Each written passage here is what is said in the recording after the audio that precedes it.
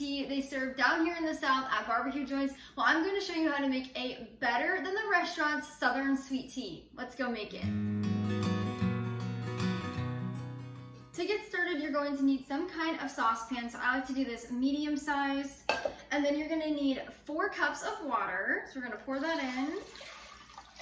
As well as 3 family-sized tea bags or 4 regular. I highly recommend the Louisiana brand. It is the best Southern tea in my opinion. You can find it at Kroger if you're out of the South, or if you're in the South, you can find it at most of your grocery stores. So we're going to just plop those in here. I also love this tea because they have cute little sayings on the tags. It's adorable. Now that we have our tea bags and the water, we're going to take this over to the stovetop and begin heating it. We are then going to bring this to a boil over medium-high heat. As soon as this starts to boil, we will take it off immediately. You don't want to let it boil for too long. You just want to bring it to that simmer. And then while the water is heating, we're going to just steep our tea like this. You're just going to dunk the tea bags in. Just do that every once in a while. You don't have to do it the whole time. And then quick tip, make sure your tea bags are not touching your burner or else they can catch on fire. So I like to wrap them around the handle. Right now we are making our tea concentrate, and then we are going to dilute it with water here in a little bit after we add in our sugar and baking soda. This is the best way to make a Southern sweet tea. I live here in Tennessee, and this tea tastes a lot like, I think better than most barbecue restaurants here in our state. Once you begin to see bubbles coming up and it's starting to simmer, and you'll see some steam and you'll hear it just a little bit, you're going to want to turn your heat off and take it off the heat immediately. So just before it starts to boil.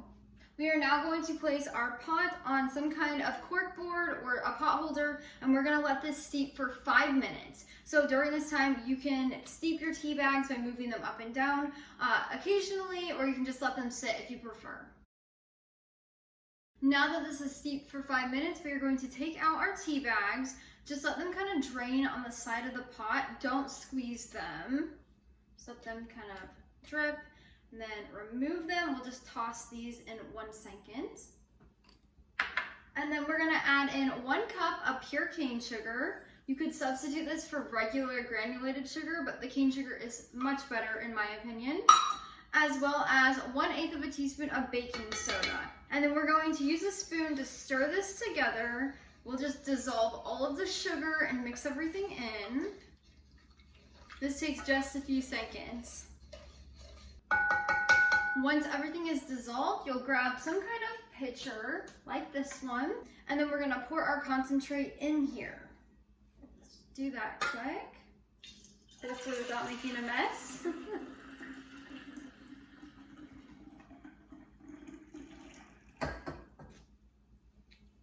Once the concentrate is in there, you're going to grab 4 cups of room temperature or cold water. We're going to pour this in.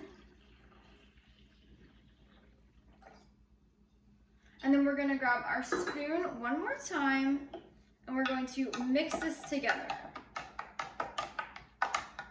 I always make sure I buy a pitcher that is borosilicate glass, so that's a non-toxic glass. It's safe to have hot liquid and cold liquid in it.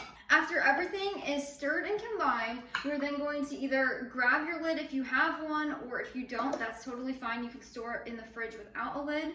We're gonna put that on, and then you can store this in the refrigerator for up to a week. It'll last about a week and a half. I personally like to make this a day before I actually am going to enjoy it, or I'm gonna serve it. When I'm hosting friends and family at our house, I always make a picture of this the night before they get here. The flavors just intensify the next day, and it's so much better as it sits. I'll leave the printable recipe down in the description below. Just head over to the blog. You can print or save it over there. I hope you enjoyed hanging out with me in the kitchen and watching me make some Southern sweet tea. Until next time, go bring life into your home through the kitchen.